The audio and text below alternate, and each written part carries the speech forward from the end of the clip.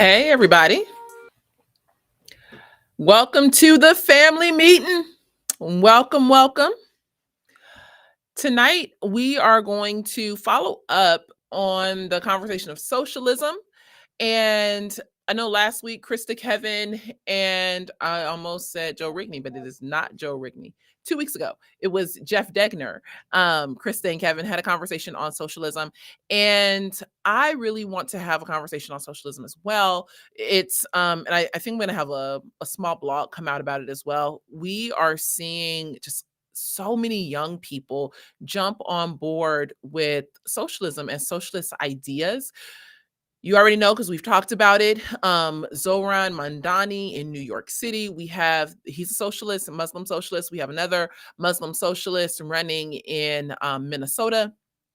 And there was a study done, and I am forgetting who the study was actually done through at the moment, but I'll link it in the description, where it says that a overwhelming or a very large, I'll say that a very large number of young people between the ages of like 18 to 29 were in favor of socialism. And, they're in this article. Let me see if I can actually find that article. But in this article, it mentions that one is a misunderstanding exactly of what socialism is. Many people just think that socialism is the opportunity to help people so that we don't have any poor people. But then there isn't an accurate history of socialism's track record. And when you put those two things together, when you get this idea of, hey, nobody's going to be poor. Isn't that what we want? You can have free groceries. You get groceries and you get groceries and you get free bus rides and you get free rent. And we have all of these free things. That's the way we should be going. And I don't know anything about, the past. I don't know anything about China or, other countries that have tried communism or socialism and things like that. And so I'm going to be having a conversation with the one and only Dr. Thaddeus Williams today to be able to just talk about socialism and capitalism, but from a biblical position and perspective. I don't want to just sit and say, well, we don't see socialism in the Bible. And so there is that, we can't do it, because people would say, well, we don't see capitalism in the Bible either. And so how are you defining these things? And what should we be advocating for as believers? And yeah, we'll get into a lot of things. I have quite a few questions for Thaddeus, and I am looking forward to this conversation. Elaine said, OMG, is this Katanji? I can't stand y'all. Y'all have no chill at all. Okay, so let me tell you before I go into my conversation with that. I was recording off code the other day, and I put these glasses on. So I have two pair, and we already talked about the two pair and things like that. Elaine said I look like a grandma in the other pair, but I'm not bitter. And so I put on these, and I was like, I look like Ketanji Brown Jackson. And Kevin was like, oh my gosh, now I can't unsee it. And so there is a picture of me and a picture of Ketanji. Wow, thanks. Thanks for just putting that up there. I appreciate that. I do. And I don't really think we should have that up there, but here we are. Because at CFBU, no one is safe, okay? Not even your fearless leader. There is no safe space here, okay? If you step in, just know you are open to a shot. Today was my shot. All right, guys. Hey, Nikki from Montana. What's up, Jermaine? Drew Allen is here. Hey, what's up, Brady? All right, Monks is here. Great topic once again. I appreciate that. Y'all trying to start shenanigans. Y'all, we are a family of shenanigans. And this is why I love us. Okay, I love us because to be in the CFBU family, you got to have thick skin. Don't be coming over here all sensitive because your feelings going to be hurt. But it's going to be hurt in love and in the name of Jesus. Okay. Anyway, I know what a woman is. Don't play no games. That is the major difference. And no, I'm not a biologist. Okay, look, we cannot go down this route because I know that Thaddeus has other things to do too. I just can't can't keep him off screen. Let's bring Thaddeus on. And for those of you who don't know, Thaddeus is a board member at the Center for Biblical Unity. Thaddeus is an author. He's a podcaster. He is a professor at Biola University. I'll let him tell about himself, but I also want to give you a shout out. So what's up?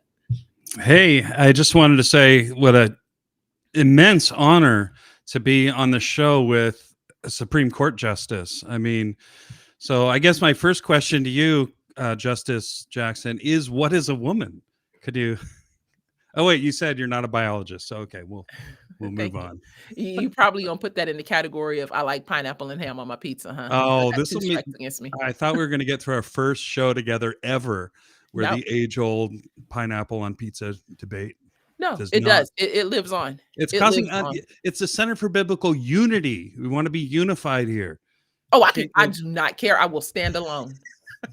You'll Y'all can unify around something else. schism in the church on Yes. the pineapple question. So yeah, Yes. I'm Thad Williams. Hi everybody. I am a professor, as Chief Justice Jackson clarified, at Biola University. I teach systematic theology, apologetics. I teach a whole class where we cover justice from a biblical perspective called Gospel, Kingdom, and Culture. We have a lot of fun with that one. I love writing books. I'm currently on research leave. Hallelujah. Due to some generous benefactors, I don't go back to the classroom till January. And so I am writing this month. I'm completing a revamp of a book that used to be called Reflect, but it's going to be a lot bigger and better, coming out with Zondervan, called Reflecting Jesus, which is the sequel to my book that some of you are familiar with, came out last year, Revering God. Mhm. And on my research leave, I'm concluding the trilogy. So it'll be Revering God, Reflecting Jesus, and Receiving the Spirit. So my mind and heart are all filled up these days with the doctrine of the Holy Spirit, the incredible fact that the third person of the Trinity, omnipotent, all-knowing, all-gracious, actually takes up residence inside of us. That is mind-blowing theology that I hope to help folks recover in our day. So there's a little bit about me, why I care about socialism. This would be like number 37 on the list of things I'm passionate about, but I felt seeing many of my students start gravitating towards or even self-identifying as, quote, Christian socialist, I figured it'd be something worth shedding some biblical light on. So it's a joy to be back with you all. I am glad that you're here. Yes, there are, and there might even be, I'm not sure, people on our stream currently who identify as Christian socialists. I would, my gosh, during my time at Biola, I definitely would have referred to Jesus, not necessarily as a socialist, but definitely as a social worker. And in that, because I was studying sociology with an intent to go on and study and get my master's in social work, I would have put on Jesus socialist ideas or ideals and said, yes, that is the way that he wants his people to interact. That's the way he wants government to interact with people. It was very socialist in my own mind and in my own heart. And as I read the scriptures, that was the lens through which I read those things. And so I am glad to have you on to be able to have this conversation. I want to commend to people the family meeting from last week. We dropped Thaddeus's podcast on our channel to be able to share it with you. It's from his podcast Shed and Beam, and he is actually recapping part of a conversation and the ideas that he had from a debate in Minnesota with a friend of his who would say that he is a Christian socialist. I believe his name is Marcus Foley, right? Yeah, Malcolm Foley, right Sorry. here. Anti-Greed Gospel, Malcolm Foley. You can watch the debate and some commentary over at the Shed and Beam on YouTube. If you would throw a subscription on there, it would help a lot. Yeah, guys, go over to Shed and Beam. You can find it on YouTube. Just search Shed and Beam and like and subscribe to hit. Well, I don't know if you can like, but like the podcast and subscribe to his channel because he also needs love on his channel. So yes, I just dropped 2 days ago. A story I get all the time when I'm traveling. I was in Australia last month, and a question I always get, how did you come to get saved? And so I share sort of how Jesus saved me from a pit of anxiety and suicidal despair. And in that episode, sort of as a bonus, is the story of how my family left the Mormon church. I was raised LDS from my early tender years, and pretty miraculous stuff happened to bring my family out of that. So check out Shed and Beam podcast. It's on YouTube. Awesome. Yeah. There's my shameless plug. No, it's not shameless. Hey, we're in a capitalist system here. I gotta, gotta make it rain. Show the family some love and and subscribe. And then also another resource that I will mention is the podcast that Krista, Kevin, and Jeff Degner from our Academic Advisory Council did on the Conversation of Socialism a couple of weeks ago. So let's jump in. Earlier this year, the Cato Institute released an article, and the name of the article was "Young Americans Like Socialism Too Much. That's a problem libertarians must fix." Now, the article addressed a hard reality that I want to say it's anywhere from 60 to 62% of the surveyed respondents ages 18 to 29 viewed socialism favorably, while 34% actually had favorable views of communism. The data represents approximately 32 million and 17 million young people, respectively. And, I think that when you have such large numbers of people who are in favor of something like socialism, to me, that makes my ears perk up, and it makes my mind think like, oh, I wonder what went wrong here. What went wrong in my life? Like, where was the guardrails removed where I could, find myself socialist leaning or in socialism? Why do you think there are so many Christians that are being drawn to socialism? Yeah, I'm so glad you asked that. Let me try to reframe the question, even because it was framed sort of what went wrong. And that's one way of approaching the question. But what I've seen with a lot of my students, a lot of the younger generations, this will sound controversial, but what went right? And what I mean is, this is some of the stuff I document in How Many of You Got to Know Me. Confronting Injustice Without Compromising Truth, with Monique Dussault's arms on the cover. Those are my arms. Got to give the shout out to that. She is a book cover model. But what we find amongst millennials and Gen Z, and this is all documented in here, is that they're passionate about equality and justice of every kind. There's a documented shift in values from boomers and Gen X to millennials and Gen Z. And the biggest part of that shift, the research shows, is instead of just an individualized quest for personal affluence, that seemed to be all the rage and coming out of the 70s into the 80s into the 90s, but there seems to be doing good as a central part of what they feel like business should be doing. 77% of millennials think doing good should be central to business. 76% are concerned about human impact on the planet, and hold a deep belief that they should be change agents. And so I start there because one of my heroes, one of the guys who got me into apologetics and theology, was the late, great Francis Schaefer. If any of the listeners out there aren't familiar with Francis Schaefer, do yourself a favor, watch some of his lectures on YouTube, pick up his book, The God Who Is There, is in my top 3 all-time most impactful books. And Schaefer was this sort of quirky Christian philosopher living at the base of the Alps in Switzerland.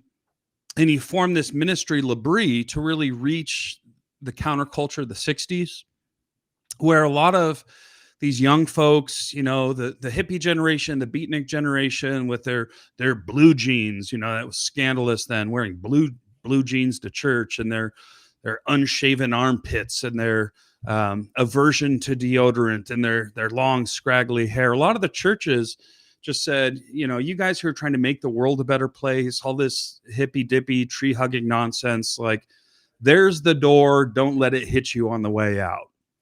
And Schaefer had this antithetical approach that said, look, all these young folks, they have honest questions.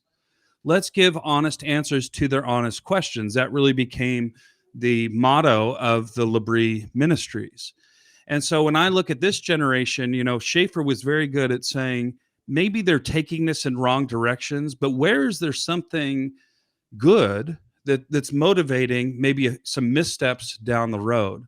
And so I would say part of what I see just firsthand in my own limited experience is young people who are deeply concerned about the poor in a way that wasn't necessarily true in the 80s and 90s or even early 2000s. There's a deep concern to make the world a better place that wasn't necessarily true a decade or two ago. And so this is where it's a very critical moment for us as Christians where we have crossroads. In one direction, we could say, well, this stuff is veering, hard left or socialist or something. Therefore, let's just be sort of the get off my grass curmudgeon, shaking our fist at the youth, or say, look, amen and hallelujah, you care about the poor and the disenfranchised and the oppressed. How can we show you that the Bible gives the best way imaginable for scratching those itches deep in your soul? And so that would be my answer, why so many young folks are gravitating towards it. I think there's some really good underlying motives, but they gravitate towards things like socialism oftentimes because it's what Scripture describes as sort of zeal without knowledge. And I don't mean that in a finger wagging kind of way, but let's take that zeal and let's channel it away from ideologies like socialism that have had such a gnarly impact on human history in the last 150 years. Yeah. As I'm listening to you and I'm listening to or thinking about, that generation, I feel like, when you're like at that 18 to 25 generation, like that, for me anyway, I'll say that's when I was at my zenith or the height of like, I can change the world. I can make an impact. We need to be helping the poor and all of that. And I've been quite open, about my college experience. Some of my professors would definitely have championed that mode of thinking on from that more socialist position. Yeah. Do you think now it is maybe even more so than in the 90s or early 2000s, an idea that is championed as students go into university? Yeah, a big time. So what I was talking about, how let's applaud the good motive and really a revolutionary mentality from where the 80s really were. And there's studies, University of Nebraska did a big study years ago that polled college students, why are you going to college? Why are you spending 4 years of your life at a university? And the overwhelming majority of answers, again, a study from University of Nebraska, I can link it in the notes if you guys are interested. But the overwhelming answer through the 80s and early 90s was, I want yachts. I want a garage full of Lamborghinis. I want Ferraris. I want all the things, right? All the things. That's such a good phrase. It should almost be a podcast or something. All the things. But they meant it in the materialist sense. And so in the 80s and 90s, most of the entertainment was not trying to inculcate socialist ideology in a way that I would say one of the breakthrough films was Fight Club. That I remember when Fight Club came out, based on a Chuck Palahniuk novel by the same title, Fight Club. It was sort of this, for those of you who've never seen it, spoiler alerts, but the movie's 30 years old, so I don't feel bad if I spoil it for you. But the premise is the character, Ed Norton's character, who has no name through the whole plot line. He creates this alter ego, Tyler Durden, who's cool and edgy and smart, and he's got 6-packs, abs, much like I do. Just kidding. For anybody in the feed who's seen me live, you're like, that's a good joke. But the whole plot was, look at how capitalism creates consumerism, and consumerism makes us obsessed with having things. And, which couch best captures my personality, and which cell phone case really says who I am and makes a statement to the world. And so a lot of these critiques are valid critiques, that consumerism is a bad thing, that is soul crushing and takes us away from the pursuit of the transcendent and pursuit of a relationship with God and the gospel and all that. But those critiques were sort of few and far between in 80s and 90s mainstream entertainment. But things are different now, to answer your question, and that there is just a deluge of, whether it's TikTokers or big budget Hollywood movies, where the underlying plot, sort of the subtext, is capitalism is the source of all evil and all oppression, and socialism gives us a bright ray of hope for the future. So, I feel for my students now, because they were raised in they were swimming in different water, where in many ways they're primed to start thinking in a leftward economic direction before they have any categories or any words to put to it. So yeah, it's pervasive. It's everywhere. Okay. Now, and I do think that as well, that it is, just part of the water that young people are swimming in the academy these days. Yeah. But I want to also, be fair, like as we're talking about socialism, many people have a problem with capitalism. Sure. And I know that and I haven't been able to read all of the comments, but there was a comment that I saw, and I think it was from Julian. And so I'm sorry if I mess up your question or your comment, Julian, but it was more along the lines of, well, some people who say they're socialists aren't really socialists. And so maybe there's some misconception there. Yeah. And Let's from define it, right? It'd probably be Huh? it's probably worth defining Yeah. for folks. Yeah, I was gonna say let's define socialism, and then I want to ask And you about some capitalism, yeah. and capitalism, and then I want to get into some misconceptions even about capitalism. Yeah, sure. So if any of you out there have been following Monique and Krista's ministry for long, you know more than the average Joe or Jane about critical race theory. And critical race theory is very similar to socialism, in the sense that if you engage somebody who actually promotes, say, CRT, they're going to say, oh, well, that's not CRT. I can't count how many times I've engaged somebody who identifies as a socialist. Oh, that's not the real thing. You just don't get it. And so it's a very, very slippery term, which makes having a meaningful conversation about it difficult. And so here's what I would recommend is, if you're engaging a family member, a friend, a neighbor on this, just ask them, what do you mean by socialism? Mm-hmm. And I can see over in the comment thread, how do you define socialism? So let me give my crack at it, what I'm talking about when I talk about socialism. In its most basic form, it's the concept that the wealthy get wealthy at the expense of the needy. So, and this goes straight back to Karl Marx. This is like axiomatic. This is sort of the John 3:16 of Marxism, which becomes the inspiration for socialism. It's the idea that wealth is only created for some by stealing from others. That seems to be a core component. Mm-hmm. Another way in the literature, socialism is defined as just anti-capitalism. Mm-hmm. So anything against capitalism, sometimes that's what people mean by socialism.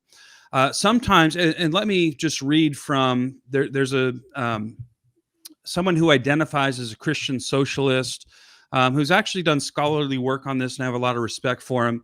It's a guy named Dawson. See if I can remember this. Dawson Vosberg. He and I had some back and forth. And this was one of his main beefs with folks like me critiquing socialism, was, you just don't get it. So this is, in his words, this is from a self-identified Christian socialist. He says socialism is a polysemic term. That's a fancy word for it has many meanings. Mm-hmm. It's a polysemic term. And I feel compelled to state the basics of what I mean by it. And this dude's studied it at an academic level, so there's something to be said for his definition. He says the socialist solution is to subordinate the economy to society, not the other way around. Socialism means designing an economy that is purpose-built to ensure that the means to live a flourishing life are genuinely accessible to everyone. So you hear these socialists, this mentality that nobody should be poor and everybody should have access to sometimes the literature, the means of production, rather than that power and wealth being focused or limited to the few. He continues, he says, in particular, socialism erases the divide between owners and workers. How? By bringing the productive resources of society under democratic control, so power to the people kind of thing. The profits from our industry should flow to the whole society, not just a small class of people who pile wealth upon wealth. And so by the time he ends up with his lengthy definition, he concludes, for the whole of society, public services like healthcare and education are made freely available. So you get some components there. You can hear things start to get complex here by what people mean. But it's the idea that instead of the billionaires, right? Those are sort of the villains, the arch villains in the socialist mindset. The billionaires are billionaires on the backs of the poor. They're stealing. If you read Marx, he has this theory of primitive accumulation. And what Marx means by primitive accumulation is the only way the rich got rich was by theft and greed. Theft and greed. And so socialism, again, trying to steelman it, not strawman it here. It's the idea that we need to combat the theft and greed that are intrinsic to capitalism by pursuing a more communal mindset where you have the means of production owned communally rather than focused in the hands of the Bill Gates and Elon Musks of the world. So that's sort of the definition from them. But if I could just take 2 minutes on sort of my own take on it, because it's almost exactly when I'm asked to define CRT. When I'm asked to define CRT, critical race theory, I can give a list of, okay, you have the interest convergence hypothesis, or the idea that That's my favorite. isn't that so fun? White people will only help I if love it it. interests them. Never mind the William Wilberforces of Yeah. history. Or you have the Yeah. idea that racism is not abnormal; it's basic. It's in the fabric of society.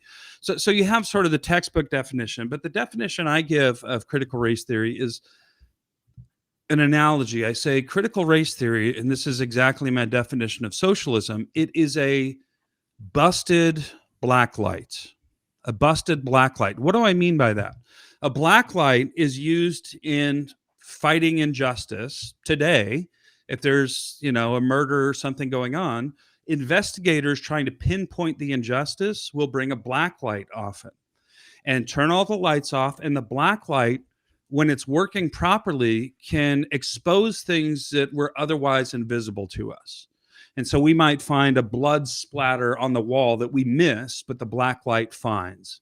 Or we might be able to identify counterfeit currency or something. So a black light, when it's functioning properly, helps us spot injustice so we can pursue justice. Well, CRT seeks to spot injustice, but it's a busted black light, because when you wave it over, say, 17 to 19 million black image bearers of God that have been terminated by the greedy abortion industry, the black light of critical race theory doesn't show anything. Oh, there's nothing to see here. That giant puddle of blood, CRT passes right over it. I would challenge anybody out there, find any critical race theorist who talks about the genocide against black communities under groups like Planned Parenthood with the stated mission to exterminate the Negro population, in the words of Margaret Sanger. So socialism is similar in the sense that if you wave socialism over the crime scene, if you wave it over Western civilization, for example, you won't hear a socialist, or at least I never have, and I'm happy to be proven wrong, a socialist who sees the oppression of tiny image bearers exterminated by abortion. You won't find the black light of socialism waved over a place like Venezuela or communist Russia or um, Cuba or Chile in the 70s, and any of these nations where it actually exposes the death toll of Marx's ideas, which are, according to the Black Book of Communism, over 100 million image bearers of God perished under these ideologies. You wave the socialist blacklight over that, and it doesn't see the giant puddle of blood caused by these ideologies. And it fails to see the positives of free market capitalism. So it's a broken blacklight. It just says capitalism is the problem, socialism is the solution, and when you wave it in front of the historical facts, it gets it wrong over and over again. Mhm. Yeah, I definitely appreciate it. It definitely misses the true and many true injustices.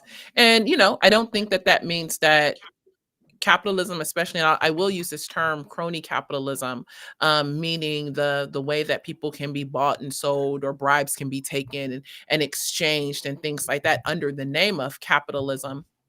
I think you and I both prefer, and Krista would prefer the term free Sure. markets. But I think you even said this on the podcast that we dropped from Shed and Beam, that hey, there can be some things we should talk about regarding Sure. capitalism. That does, just because there's things we need to talk about doesn't mean that socialism would be Sure. the way. And so with that, help us understand capitalism, and then maybe even talk about some of the misconceptions Yeah, that people yeah. have about So capitalism. let me just clarify at the outset here. I said this in the debate. If folks watched last week's family meeting, I think included in there was me saying, look, capitalism is a terrible system. It just also happens to be the only economic system we've come up with in the history of the human race that elevates masses and masses of people out of abject poverty. So I just want to be clear that no economic theory, no matter how free market it is or how socialist it is, and by the way, socialism comes in all kinds of stripes. There's some socialists are communists. Not all socialists are communists. Some communists are, or some socialists advocate for central planning from the government. Some are anarcho-socialist. Like, it gets real, you get in the weeds real quick. So understand everything I just said. There's variations, in almost infinite permutations of all these things. But when you look at capitalism, I would say, number one, it's not the gospel. Number two, because capitalism is, you get this if you read Ron Nash's brilliant book, Social Justice in the Christian Church. He says that capitalism is a system. It's a process of free exchanges of goods. And so today, I took my daughter to a CVS down the street because she wanted some new eyeliner, whatever. And so I gave CVS my money. They gave us this ridiculously overpriced eyeliner. That would be participation in a free market. Nobody had a gun to my back saying, you will buy your 14-year-old eyeliner for this price. If the price was too high because of free market competition, I could just go across the street and find it better, or hop on Amazon and find it better. So capitalism is fundamentally about free market exchange. And this is where so many of the misconceptions creep in. People take Marx's presuppositions about capitalism. So in the debate that you guys saw last week, if you watched the family meeting, one of the things Malcolm Foley, who wrote The Anti-Greed Gospel, he's Baylor University's special advisor to the president for equity and campus engagement, and he identifies as a Christian socialist. When he's asked about Marxism, he says, one of the things Marx got right is his understanding of capitalism. And this is one of the core issues. I know there's a lot of words coming at you and a lot of hot air. Let me just be very clear here. Marx understood, and how most young folks, the 60% plus who find socialism favorable and the 34% who find communism favorable, they buy into the fundamental tenet, the fundamental argument, the crux of Marx's whole ideology is, again, the rich get rich by making the poor poorer. And I will just say, sure, if that's what capitalism does, then that's really messed up. But this is based on the assumption that wealth and income are just a pie that's baked. And so in that baked pie, if I want a bigger slice, I have to take your slice. And that's how socialists understand capitalism and free markets. If Bill Gates wants a gigantic piece of the pie, think of how many people he has to impoverish to become Bill Gates. That's the mentality of, say, an AOC, Alexandria Ocasio-Cortez, or Mamdani running for mayor in New York. It's that fundamental Marxist misconception that economics is a baked pie. Well, where capitalism or free markets, again, is a better term here, have taught us through hard evidence in the last couple hundred years is that the pie is not baked. Through economic transaction, the pie actually grows. That the more transactions you make, the more free transactions you make in a free market, it's what economists call mutually beneficial. And so when I bought that, eyeliner for my daughter, she's getting a perceived benefit, and CVS is able to pay people who are then able to pay. Like the way free markets work, the pie grows. And so let me just quote, I'm not an economist. I have done postgraduate work in the field of theology and economics, but I'm not going to pretend I'm the final word or the expert here. But one of the world's leading economists is Deirdre McCloskey. And McCloskey says, parents, partners, children, friends, cousins, pets, we buy and sell for each other all day long. Something like half the marketed portion of national income is gotten on behalf of someone else. The market has widened opportunities for caring. And so this is where the stereotype, sort of the bumper sticker slogan version of capitalism, just doesn't fit reality. The idea is capitalism equals exploitation. It's like, well, what are the actual exchanges happening in a free market? And just based on the hard facts, most of them are not, I'm not getting stuff to get more for me. Over half of the transactions in a free market are gotten for somebody else. Like, I sure as heck was not buying eyeliner for myself. Right? Yeah. But even if, let's say I did pick up something for myself at the same trip, and I got, we were at a CVS. I don't know if they have those all around the country, but I'm in a CVS, and I got aftershave. That was for myself. Does that mean it was greedy? Does that mean it was self-interest? No. It's actually sort of others interested, because I'd rather smell nice than have my natural, stank around people. And so even if something isn't for somebody else, so I'm getting something for myself, the Marxist assumption, you're getting this through selfish greed, just falls flat. So all that to say, we tend to have a stereotype. It's all based off greed. It's all based off selfishness, and it's all based off exploitation. And this is just final thought, where McCloskey says, the grocer is made better by selling the loaf of bread. So is the woman who earns $8 an hour at Starbucks spending it on 4 loaves of bread. He then spends his profit on cappuccinos at Starbucks. In any case, he's better off too. So is she. The bread buyer, or she's better off, or she would not freely buy the loaves. And so are the owners of Starbucks in accepting her offer to work for $8 an hour. And so is she in offering her work. So are the customers enjoying their cappuccinos. So exchange in capitalist markets or free markets is mutually beneficial. Mainstream economists, therefore, cannot make sense of the Marxist claim that exchange is exploitation. And this gets to the heart of the matter, that exchange is not automatically exploitative. Marx was demonstrably false in that conclusion. I saw in the comments someone, I think it's Common Waves, free market socialism, or market socialism, but the idea behind market socialism still is that the means of production is owned Yeah. collectively.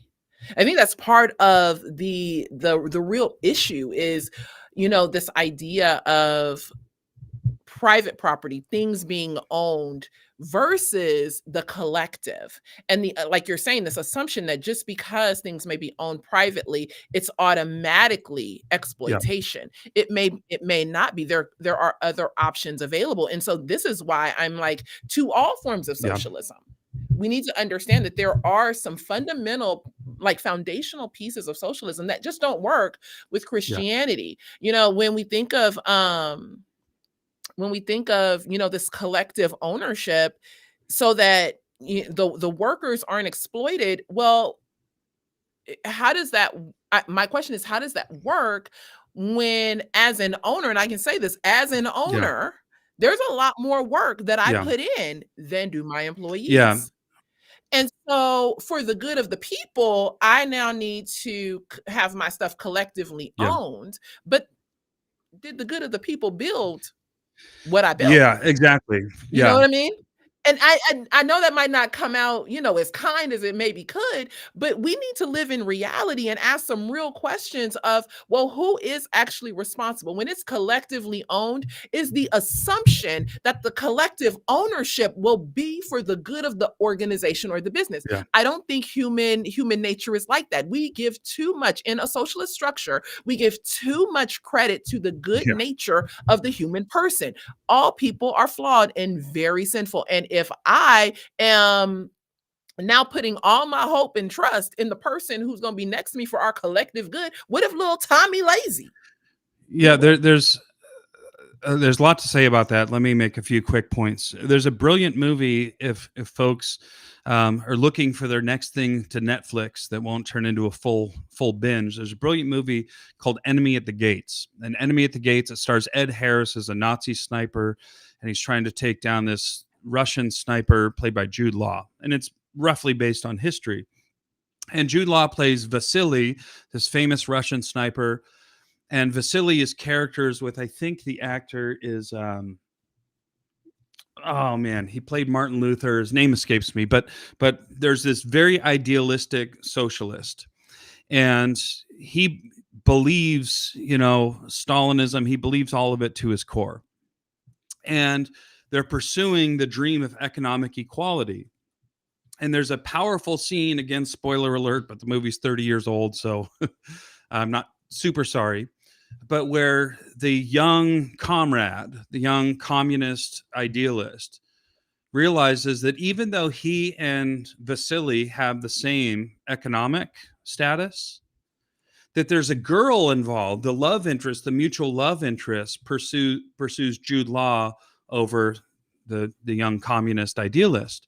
And so he realizes that communism fell flat because even if we were economically equal, we would still find reasons to hate each other. We would still find reasons to steal from each other and murder from each other, because Jesus was right when he said evil comes from within the human heart.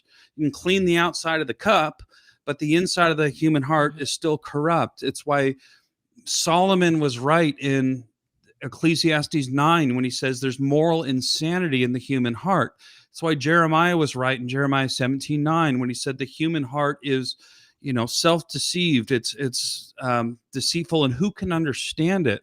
And over and over again, a biblical anthropology says, let's not go trusting the system or in a centralized planning version of socialism. And I've yet to see any kind of meaningful alternative.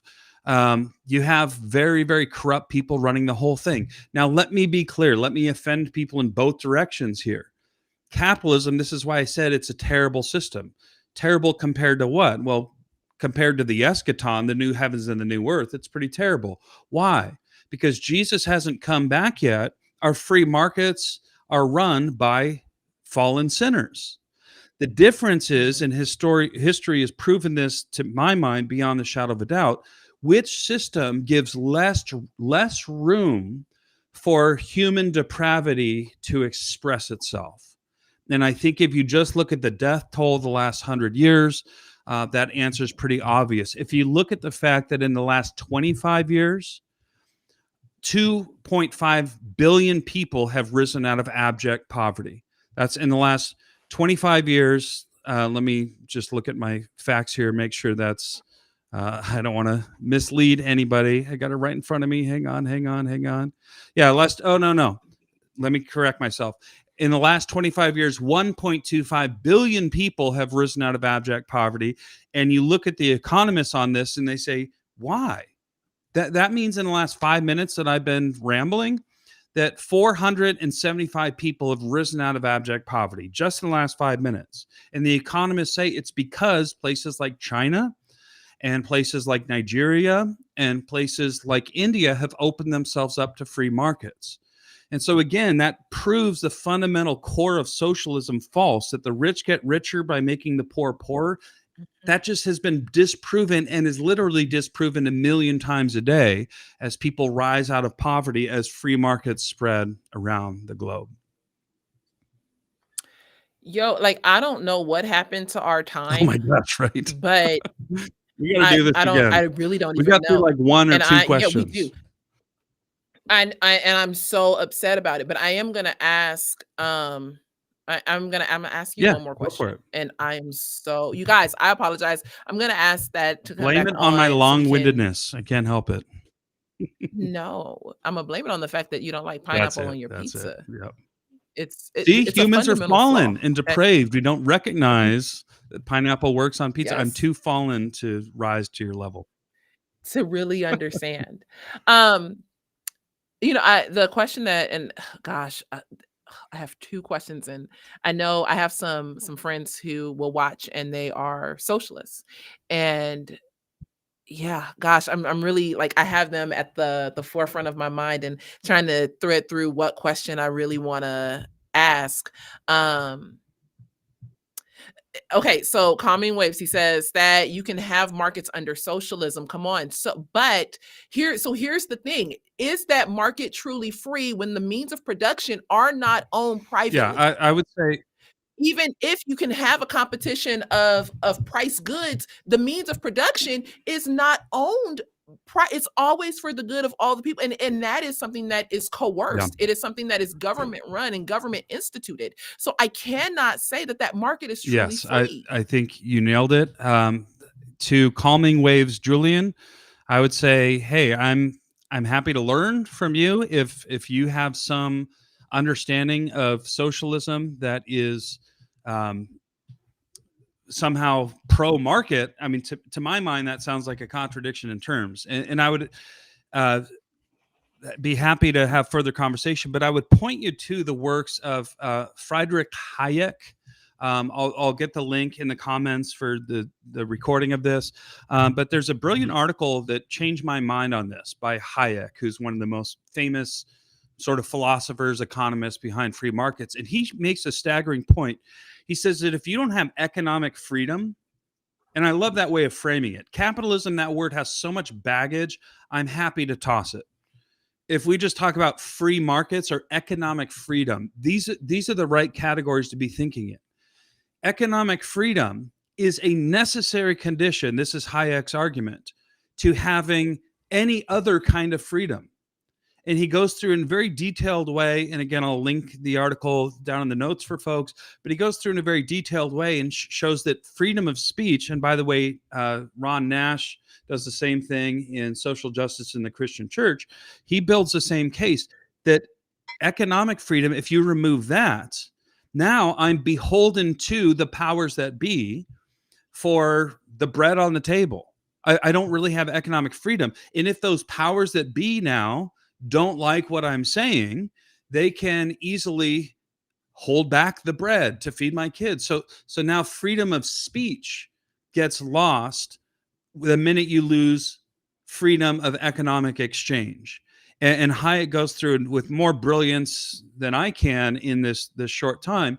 He goes through and shows that you lose economic freedom, you lose, then shortly thereafter, you lose religious freedom. Because again, now the state takes on sort of God-sized superpower. You lose freedom of speech, all the freedoms that we hold dear, and the state can't have any competitors. And so you end up taking away all the freedoms that we hold dear in the West. Now, this isn't some academic Frederick Hayek postulating about this 80 years ago. This is precisely what the 20th and 21st century have shown to us in the real world. And so communism is, and Marxism and socialism are hailed as, well, they sound good on paper, but in real life, they have some problems. We just got to get it right. Well, in the real world, they've gone so horrifically wrong. Would we have the gall to say, Hitler had a few insights into human nature? That's how a lot of folks hear Christians with good intentions saying, well, Marx had some good ideas. I have personal friends who lost family members under Marxism. And when Christians, again, I'm not questioning the intentions here, say Marx has some good ideas, just understand the impact those words have on people who lost loved ones to these very ideologies. So obviously there's way, way more to be said, but if you got one more question, I can try to shut up and make it a quick answer. Oh We're no, good? I got one more, but I do want to address something that Calming Waves Julian said. If the workers can vote for their CEO and their company's internal laws, that is socialist enough for me. But here's the thing: under free markets, that's what we do Yes. already. So let's say that I am an employee looking for a job. I don't like the CEO. I don't like what she about. I don't like what he's about. I don't like their internal policies and laws and, how they go about doing things. I may want a CEO that is a Black man who upholds DEI. That's going to be the company that I look for. Or I may want someone who is not concerned about the ethnic background or skin color of their CEO and who is not upholding DEI. I get to vote with where I apply. I get to vote with where I spend my money. I get to participate in that, and I don't need socialism to do that. Okay, so my last question is going to be, what are, and you've already kind of hit on it, but maybe expound upon the dangers of mixing socialist ideology with Christian theology and making that the gospel. Because I would have said, especially when I was in my socialist era, that social justice is the gospel. Socialism is the gospel. Like, these are the gospel, not that helping the poor is an implication or a act of obedience because I have a right understanding of the gospel and of law, but that it in it of itself is the gospel. Okay, let me try to keep this short. People got dinners sitting on the table and all kinds of things here. So for starters, I appreciate what motivates people to say things like, well, social justice or caring for the poor is part of the gospel. I get it. I was raised in a home where, a lot of my childhood was spent in potato fields and orange orchards, helping the poor. My mom ran a ministry called Sunshine Outreach, where for me, it was never a question of, do I believe the gospel or do I help the poor? It was always sort of a hand in glove relationship. One just fits naturally with the other. But I recognize for a lot of folks out there, they didn't have that awesome privilege that I did of a family that was built, that had caring for the poor built into it. So a lot of people, in particular young people, don't see their Christianity expressing outward love for the poor of society.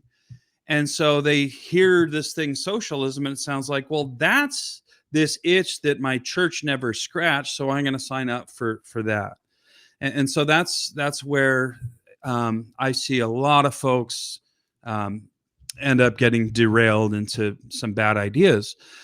But I would add that helping the poor is not a divine suggestion, it's a divine command. Helping the poor, you look at the Proverbs where God says, whoever insults the poor mocks his maker, or whoever gives to the poor lends to the Lord. That's all in the Spirit-inspired book of Proverbs. So God does have such a deep solidarity with the poor that to lend to them is to lend to him, and to insult them is to mock him. And so as Christians, we need to show something way better than socialism has proven itself to be in the last 100 years, by being communities of radical generosity, the kind of stuff I had the privilege of being raised under, watching my mom in action. And let me just say, for folks out there, a lot of folks sort of deconvert from fundamentalist Christianity because they think, this social justice thing, this progressivism is so much better. Let me just sort of clear the record here as briefly as I can.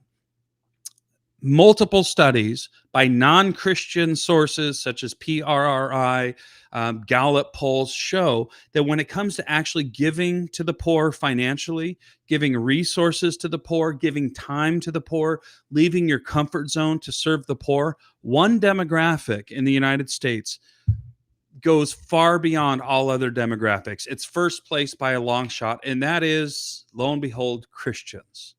You wouldn't know that from watching, CNN or any of the mainline outlets where Christians are just bigots and haters and don't really give a rip about the poor. Now, I'm not saying that to say we're already doing our job, let's sit on our butts, but saying, as Paul pastorally approached the Thessalonians, as you're loving, continue to do so more and more. And so we need to have a clear understanding. I am not saved by helping the poor. I'm saved by trusting Jesus and his finished work. Jesus did everything necessary to save me. Now, an implication of being saved by Jesus is I'm going to go out into the world and do what he says, not out of fear that I'm going to go to hellfire if I don't, not out of trying to prove myself to anyone. Jesus has proven everything on my behalf, but doing it to be consistently Christian. And so I hope that lays out some basic distinctions. The gospel needs to be our first thing. You're saved by grace alone, through faith alone, in Christ alone. So God alone gets the glory. We confuse that with social justice, and we miss the real first thing, the good news of Jesus, and our justice turns into counterfeit justice, and our help for the poor ends up hurting them more than we want. Yeah, there's so much. This needs to be like a 3-hour, this needs to be a long form conversation. There's so many good questions coming from Calming Waves, Julian, that I want to have the time to like go deep. So, hey, brother, sister, whoever you are, I'd love to keep the conversation going. Sorry, I can't speak to all the awesome comments. I know.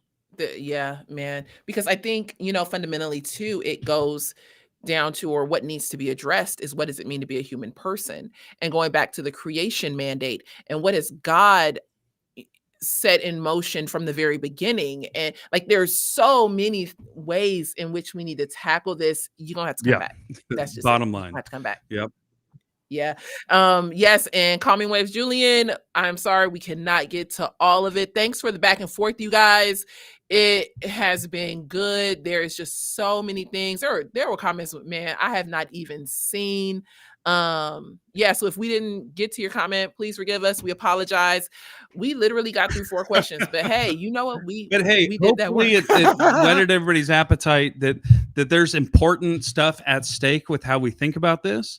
So let's not settle for bumper sticker slogans, not just settle for, tax the rich, and therefore that's going to be a solution, or capitalism is all bad, or socialism is all bad. Like, there's nuances here that as Christians, let me make this sort of the closing thought. Just like we're called to love God with not just our hearts, but our minds, we're called to love the poor, not just with our hearts, but with our minds, which means we actually got to do some serious. We think we're helping that are maybe hurting, and thinking seriously about free markets. And, well, scratch our heads. Why have 1.25 billion people risen out of poverty?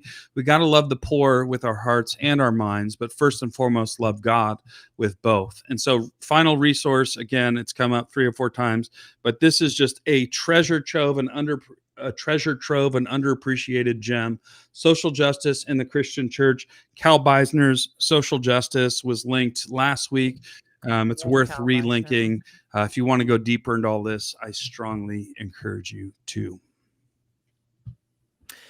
Yes. All right. I'll figure out when we can talk again. You guys, thanks so much. And again, tell us about your podcast and where people can find you. Yeah. So Shed and Beam, SHED. People like, what is a shed? What is a beam? Comes from this C.S. Lewis image where you're stuck in a dark shed and this beam of light changes everything.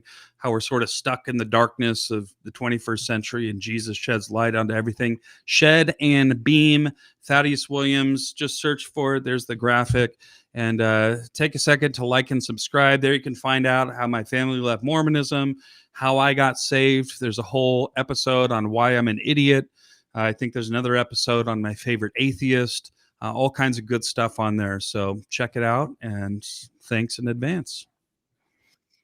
Yes. All right, you guys, we will see you next week on the no, we won't. I will not be here. Neither will Krista. We are heading to South Carolina to a conference called Christian Families Against Destructive Decisions. Yeah, you can find out more on our Krista doesn't want me to talk about it because she said we out of time. But let me tell you. Okay. You can find out more on our website. But let me tell you a little bit about it. Christian Families Against Destructive Decisions is a ministry from Apostle Tommy Quick. Now, I know the NAR have really hijacked the term apostle and things like that. They're a traditional Black church, and some traditional Black churches still use some of that language. And so I don't want people to get, thrown off and things like that. It's a longer discussion. I don't have time for it right now. But they really work to make sure that the people in their community, and they are in a predominantly Black community, who are dating, maybe living together, men and women who may be living together or have kids and they're in relationship, but they're not pursuing marriage, are getting into the church, being discipled, and actually being married. And so it's a very important ministry in the Black community, looking at how do we build Black families, how do we make sure that Black women aren't abused, and that Black men are taking care of their families, and that we are not pushing our youth and our women to Planned Parenthood, but we are, as the church in the community, actually working to really foster human flourishing in the Black community. And so you can check out the CFAT conference by going to cfat.org just to find out more information. Some of it will be live streamed, some of it's recorded, and then it will have some in-person components. I'm going to do a panel discussion. Katie Faust is going to be there. Delano Squires is going to be there. Krista, me, Kevin Briggins, we will all be there. And so, yeah, check it out. It's a very important ministry, but I do want to give a heads up that I know there's tons of conversation on apostle this and bishop that and things like that. You will see those terms there, but again, it is a historically Black church, and in some of that historic tradition, those titles are still used, not to be conflated with NAR and what they're doing and the co-opting of language in that regard. But anyway, that's where we will be. Please pray for us, you guys. Just in a moment of transparency and honesty, running a ministry is not for the faint of heart, y'all. Y'all can pray for us, pray for our wisdom, and that we remain healthy as we travel, and that pray for our finances, that God continues to provide. We look to him. We are I don't want to say mom and pop, but we are a ministry that definitely relies on the support of all of you coming together to make sure that the ministry works and runs. And so if you would like to support the Center for Biblical Unity, you can do so by going to Center for Biblical Unity, all spelled out, .com, hit the donate button, and support the ministry today. We would appreciate it. The money definitely goes to keep us in our office and have our podcast space, and to keep Krista, not just Krista and I employed, but Krista, me, Kevin, April, our awesome and amazing assistant. And with that, you guys, thank you so much. We are so grateful for you.